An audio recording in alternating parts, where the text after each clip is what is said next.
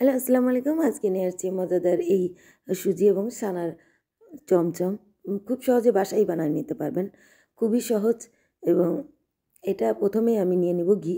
১ চামচ ঘি নিয়েছি। তারপরে সুজিটাকে আমি আ যেভাবে আমরা নরমাল সুজি ভাজি ওইভাবে ভেজে নিয়েছি। আমি একটু সুজিটা যতক্ষণ কাঁচা ভাব দূর না হবে ততক্ষণ পর্যন্ত আপনি এই সুজিটাকে একটু ভাজতে থাকবেন। আমি আস্তে, আস্তে ঢেলে অল্প, অল্প করে ভেজে নিয়েছি। এভাবে হালকা একটু লাল হওয়ার পরে আমার সুজিটা একটু দেখেন একটু লাল হয়ে গেছে। তারপরে এখন আমি এটাকে একটু নেড়ে তারপরে এখানে আমি দুধ আর চিনি মেশানো পানি অ্যাড করে দেবো। দুধ আর চিনি দিয়ে আমি এভাবে মিক্স করে নিয়েছিলাম। ওটা আমি অ্যাড করে দিলাম। অ্যাড করে তারপরে এটাকে অনবরত নাড়তে থাকবেন। দুধটা কিন্তু একটু ঠান্ডা হতে হবে রুম টেম্পারেচার, নাহলে কিন্তু এই সুজিটা দলা পেকে যাবে। তো রুম টেম্পারেচার দুধ নিয়েছি। তারপরে এখানে দেখেন আমি ছানা গ্রেট করে নিয়েছি। ছানাটা গ্রেট করে নিয়ে আমি এখানে ছানাটাও অ্যাড করে দিলাম। তারপরে দুধ আর চিনি একসাথে মিক্স করে নিয়েছি আমি। এভাবে দুধ আর চিনি একসাথে মিক্স করে নেবেন। তারপরে এই চমচমটা একদম ঝটপট আপনি বানাতে পারবেন। বেশি সময় লাগবে না।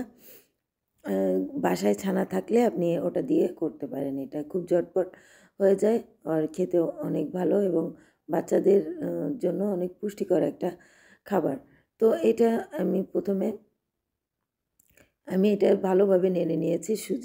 সুজি আর এই যে ছানা যেটা আমি দিয়েছি ওটা নিয়েছি। আর মাঝখানে অল্প, অল্প করে একদম অল্প, অল্প করে ঘি দিয়েছি।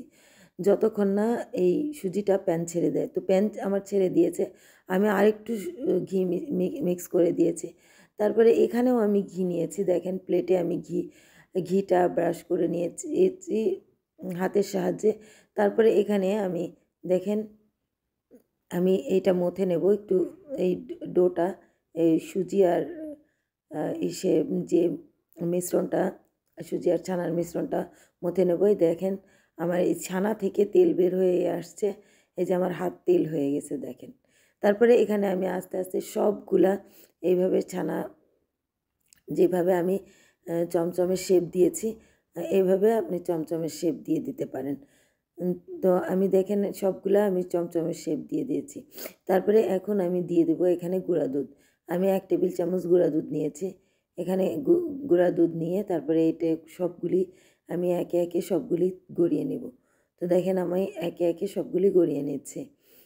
তো আমার এইভাবে আপনি সবগুলা একে, একে গড়িয়ে নিবেন যাতে সম্পূর্ণ কোট হয়ে যায় এইভাবে গুঁড়া দুধটা কোট করে নিবেন।